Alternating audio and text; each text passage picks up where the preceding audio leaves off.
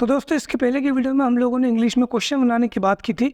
उम्मीद करता हूँ आपने वीडियो देखी होगी और आपको अच्छी लगेगी और आपको समझ में भी आया होगा। दोस्तों इस वीडियो में भी हम लोग क्वेश्चन बनाने की ही बात करने वाले हैं।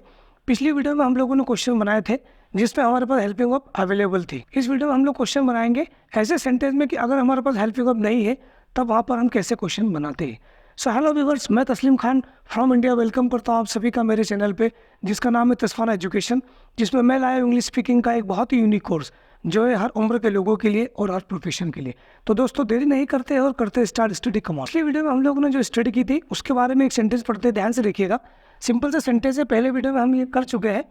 तुम आ रहे हो, ये हम लोगों ने सेंटेंस लिखा है और इसको हम लोग ट्रांसलेट कर रहे हैं यू आर कमिंग, बिकॉज रही है इसलिए हम लोग is are am plus ING लगाते हैं। ठीक है, तो तुम आ रहे हो, you are coming.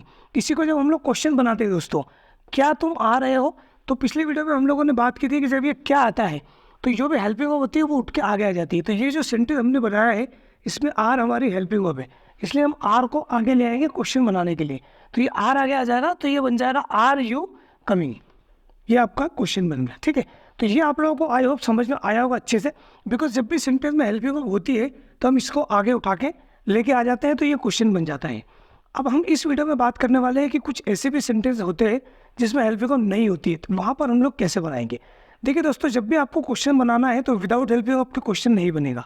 Helping verb अगर है तो उसको आप उठा के आगे लाएंगे, हेल्पिंग वर्ब अगर नहीं है तब भी हमको कहीं ना कहीं से हेल्पिंग वर्ब अरेंज करना है और उसको सेंटेंस के सबसे आगे लगा देना है। आगे समझते, देखिए दोस्तों कुछ समझाने के लिए मैंने कुछ चीज़ें लिखी हुई है, आप इसको समझ सकते हैं। ये हमारे हेल्पिंग वर्ब से, अगर ये हेल्पिंग वर्ब आपके सेंटेंस में मौजूद है तो आप इसको उठा के आगे लाएंगे तो अपना क्वेश्चन क्या वाला बन जाएगा।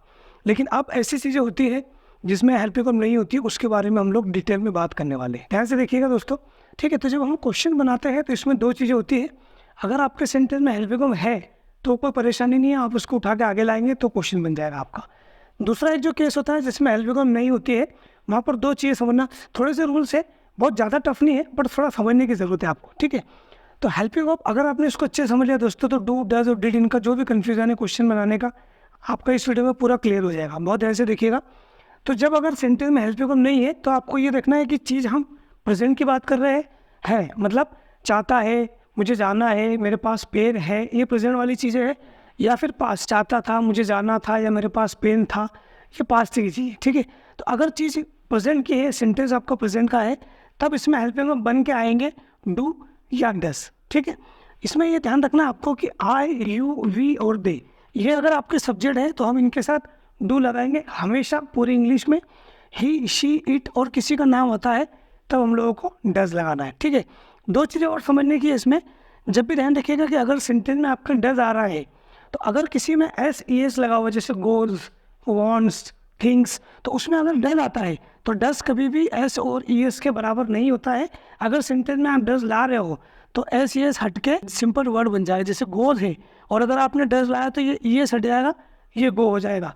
अगर कम से तो उसमें से भी SES हट जाएगा और कम हो जाएगा। ठीक है, और डज कभी भी बराबर नहीं होता है हैज़ के। अगर सेंटेंस हैज़ का है और अगर आपने सेंटेंस में डज लगाया है तो ये हैज़ कन्वर्ट हो जाएगा हैव में। इसको हम सेंटेंस से समझ सकते हैं आराम से। एक बार और देखिएगा, सेंटेंस में अगर आपके हेल्पिंग वर्ब नहीं है तो क्वेश्चन बनाने के लिए दो चीज़ें होती है।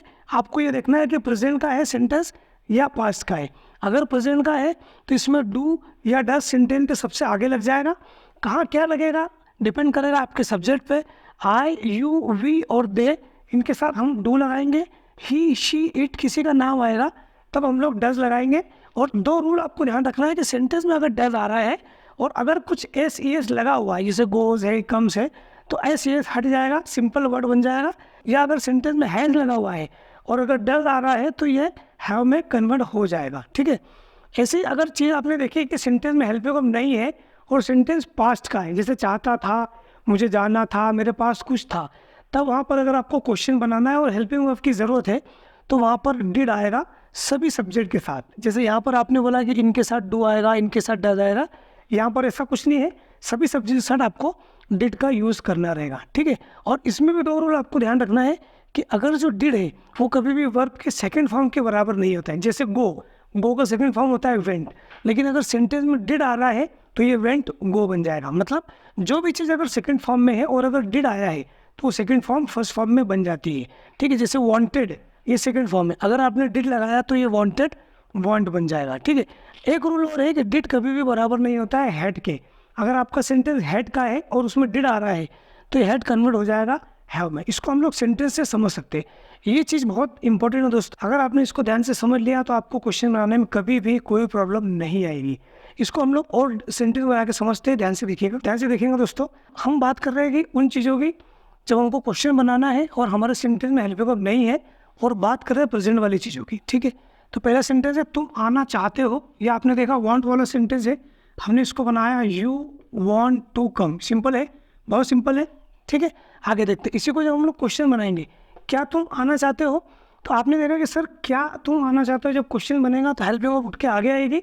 लेकिन चूंकि हमारे पास हेल्प वर्ब नहीं है, इसीलिए हम लोग डू या डज का यूज़ करेंगे, क्योंकि प्रेजेंट की बात हो रही है। और हमने बताया कि आई यू वी और दे जब होता है तब हम लोग डू का यूज़ करेंगे, ही शी इट नेम के साथ डज का यूज़ करेंगे। चूंकि हमारा सब्जेक्ट यू है इसलिए हम लोग डू का यूज़ करेंगे। करना कुछ नहीं, डू आएगा सबसे आगे लग जाएगा। ये सेंटेंस एलसीडी रहेगा, सबसे आगे लग जाएगा डू, और ये सेंटेंस बनेगा do you want to come. देखिए इस सेंटेंस को हमने एलसीडी बना, यू वांट टू कम, आगे डू लगा दिया। So do you want to come ये क्वेश्चन बन गया। इसका मतलब है कि क्या तुम आना चाहते हो। एक और सेंटेंस देखते हैं। ये सेंटेंस हमने किया डू का, अब एक डज का देखते हैं ना। वो आना चाहता है, ये सिंपल सेंटेंस, इसको नॉर्मल बना रहे हो। वो आना चाहता है, ही वॉन्ट्स टू कम। ये हमने पढ़ा हुआ है वांट के स्ट्रक्चर में पिछले वीडियो में, कि जब हम लोग ही शी इट की बात कर रहे हैं तो वांट में एस लगता है ना। ही वॉन्ट्स टू कम ये सिंपल सेंटेंस है, ठीक है। तो पहले हमने बनाया वो आना चाहता है, ही वॉन्ट्स टू कम। आप बना रहे क्या वो आना चाहता है, कुछ भी नहीं करना है। जैसे डू आपने आगे लगा ऐसे डज उठ के आगे आ जाएगा, ठीक है। तो ये हो जाएगा does he want to come. अभी हमने बात की थी कि जब हम लोग डस की बात कर रहे हैं, इसमें एक रूल हमने बताया था कि डस कभी भी बराबर नहीं होता है एस और एस के। अगर किसी सेंटेंस में एस और एस लगा हुआ है और अगर डज आ रहा है तो एस एस हट जाएगा, इसीलिए हमने वांट में से एस हटा दिया। तो ये हो जाएगा does he want to come. He wants to come, वो आना चाहता है। क्या वो आना चाहता है, does he want to come. ये हमारा सेंटेंस हो गया। आगे देखते हैं। एक सेंटेंस और देख रहे हैं हम लोग इसी में, जिसमें हेल्प वर्ब हमारे पास नहीं होती है और चीज़ें प्रेजेंट की है, उसी को हम लोग बना रहे हैं। सेंटेंस है उसे आना है, ये ना ही नहीं है का सेंटेंस है। पुरानी वीडियो अगर आप लोग हमारे देख रहे हैं तो आपको पता होगा कि जब सेंटेंस ना ही नहीं है पर खत्म होता है तो हम लोग हैज़ टू और हैव टू का यूज़ करते हैं। इस सेंटेंस को बनाएंगे हम उसे आना है, उसे के लिए हमने लगाया he has to come. Simple, very simple है, ही हैज़ टू कम, उसे आना है। इसी को हमने क्वेश्चन बनाया, क्या उसे आना है। कुछ भी नहीं करना है आपको, इसी सेंटेंस के आगे डू या डज लग जाएगा, पर चूंकि हमारा सब्जेक्ट ही है इसलिए करेक्ट डज लगाए हम लोग। तो सबसे आगे हमने लगा दिया does he have to come. अभी आपने देखा होगा मैंने एक और बताया था आपको डस के बारे में, कि डस कभी भी बराबर नहीं होता है, डस कभी भी बराबर नहीं होता है हैज़ के। मतलब किसी सेंटेंस में अगर हैज़ लगा हुआ है और डज आ गया तो ये हैज़ जो है ये हैव में कन्वर्ट हो जाता है। इसीलिए ये he has to come, does he have to come, ये हैज़ कन्वर्ट हो गया आपका हैव में, ठीक है। देखिए दोस्तों, अब हम लोग बात करने वाले हैं ऐसी चीज़ों की जिसमें हेल्प वर्ब नहीं होती है और हमको क्वेश्चन बनाना है। बात करेंगे पास्ट वाली चीज़। इसके पहले अभी हम लोगों ने प्रेजेंट की बात की थी। सेंटेंस ऐसे बन रहे थे कि मैं चाहता हूँ, मुझे जाना है, मेरे पास है। अब हम बात करेंगे चाहता था, ज़रूरत थी वाली चीज़। तो सेंटेंस देखते हैं, सिंपल सेंटेंस है तुम आना चाहते थे। अगर आपने पिछली वीडियोस देखी है तो आपको पता होगा जब सेंटेंस चाहते थे पर खत्म होता है तब हम लोग वांटेड टू का यूज़ करते हैं। इसको बनाएंगे हम लोग यू वांटेड टू कम। ये सिंपल सेंटेंस है आपका, तुम आना चाहते थे, यू वांटेड टू कम। इसी को हमने बनाया क्या तुम आना चाहते थे, क्वेश्चन बना रहे हैं हम लोग।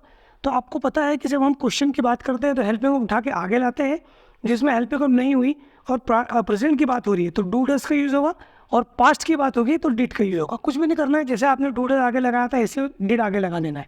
तो स्टार्ट हो जाएगा did you want to come.